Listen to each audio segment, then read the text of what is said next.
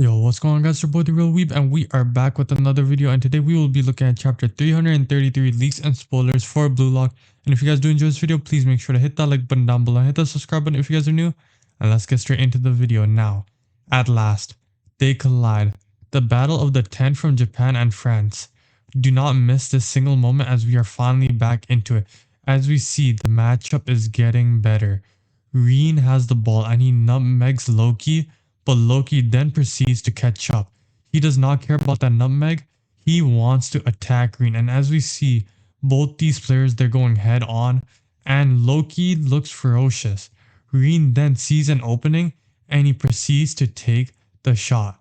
Reen shoots, but Hugo is there and his shot is stopped. The announcers are going crazy. God, so close. Hugo's super block prevents the goal. Reen could have scored if it wasn't for Hugo there, and he says tush, as he knows Hugo is one of the few players that is keeping this game alive, and he is the main reason why Japan is struggling at the moment. EC says no way. Was even this predicted? Loki restricts the course of the shot and Hugo blocks it. Even our thought processes have been entirely grasped through logic. Even EC himself, who is someone who is able to read the game, is very shocked right now. The right talent in the right place. Pumps out at 100% performance. The ultimate adaptability group. Can we win against France? That is what he is questioning. The egoist Isagi, the one person who was being such an egoist against Nigeria, is finally doubting himself. Can he even win against France? He's thinking that to himself. Hugo says, you guys are strong, Blue Lock. Into the diligent and clever collective conscious culture of Japanese soccer, if you mix in the individualistic philosophy of everyone aiming to be the world's #1 striker, a hybrid team is born that takes the best of both the collective and the individual. Your coach is an excellent person who made the experiment a success, but that only works up to this point. Talent is 66%, environment 33%.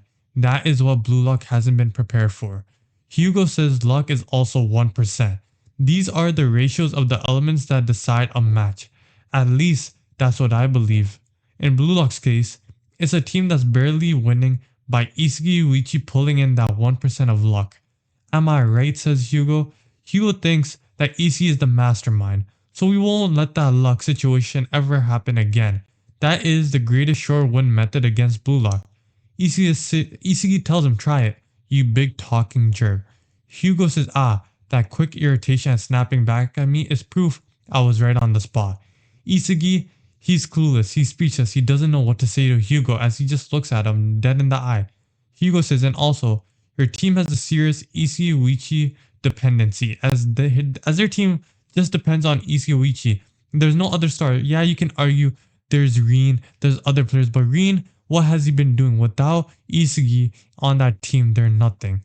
Hugo says the Japanese team right now is growing on the assumption of your endless new ideas and creativity, which means, paradoxically, you are not allowed to stop thinking or evolving.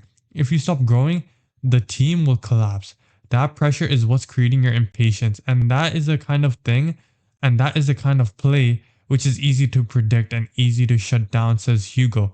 Isagi, he's speechless. He doesn't even know what to say right now because at the moment, Hugo is speaking facts. Actually, at that point, where you're feeling pressure in the situation, you're not fit to be #1 Isagi. Because if you were #1, you should be able to enjoy this now, wouldn't you?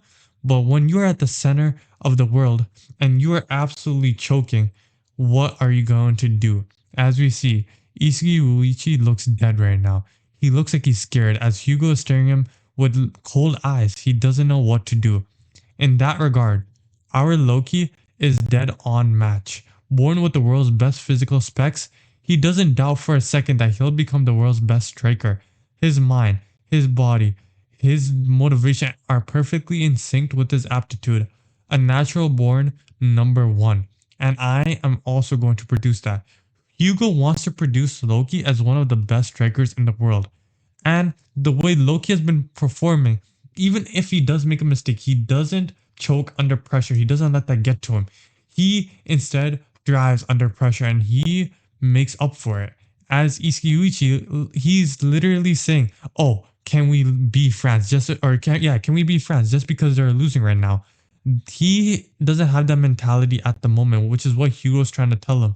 And see, a spectacular view I couldn't reach alone. I want to become the world's best number two, says Hugo. Isigi is confused. He's like, huh?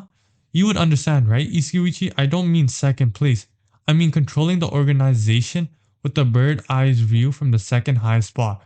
Being the number one greatest understander and their equal. As Isagi, he's never seen it that type of way. His main goal has always been become number one, become the number one striker, become the number one player in the world, being able to surpass Noel Noah. That has always been Isagi Uichi's dream and his motivation. But now Hugo's coming over here saying, "Oh, I'm going for the number two spot instead." In the final panel, we see Blue Lock. Hugo saying Blue Lock will be destroyed right here, right now. Declaration of destruction to Blue Lock Japan. How will they oppose the aptitude fatalist? And that is the end of chapter 333. Now, that was a crazy chapter. There will not be a break next week, which means we will finally see what is going to happen next. As we see our boy Iskiuichi, he looks lifeless. He doesn't know what is about to happen. He honestly looks like he's about to give up. And our boy Hugo is going crazy on Team France. Loki on Team France is also having himself a game. He's cooking Reen. Iski doesn't know what to do. The whole team of Japan doesn't know what to do.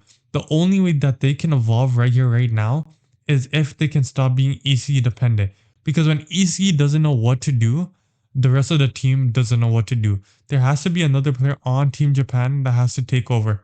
Whether that's Reen, whether that's Aiku, whether that's Bashira, whoever it may be, but Isagi cannot do it himself.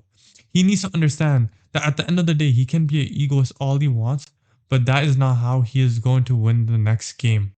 But yeah, what do you guys think down below in the comments? Do you think Team Japan are going to be able to overcome Team France? Because honestly, at this point, they're going to need some type of plot armor because Team France is way too overpowered. Honestly, my prediction is that they have to take this L. Even if they do take this L, it's not going to mean anything. It's just the first couple of rounds. They can get back. And then we're going to have a crazy arc when they do verse Spain. That is when we'll see Bunny Iglesias. But yeah, what do you guys think? Do you think Japan is going to make a crazy comeback? Because at the moment, everyone, including Ichiichi, is just clueless. No one knows what to do.